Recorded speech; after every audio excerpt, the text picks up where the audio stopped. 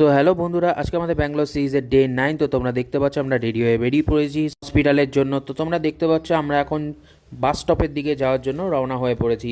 দেন আমরা bridge cross করলাম। Bridge cross করার পর আমরা বাসের জন্য অপেক্ষা করছিলাম। তো দেখলাম বাস অলরেডি দাঁড়িয়ে রয়েছে।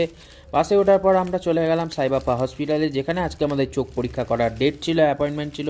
দেন আমরা লাইনে চলে গেলাম। লাইন থেকে ক্রস করার পর আমরা হসপিটালে ঢুকে নাম এন্ট্রি করানোর জন্য কাউন্টার 5-এ বসে পড়লাম। দেন নাম এন্ট্রি হওয়ার পর আমরা চলে এলাম আমাদের ডাক্তারের রুমের সামনে। দেন টেস্ট করার পর আমরা ব্রেকফাস্ট করে নিলাম। ব্রেকফাস্ট করার পর দেন আমরা চলে গেলাম বৈদেহী হসপিটালে ডাক্তারকে রিপোর্ট দেখানোর জন্য।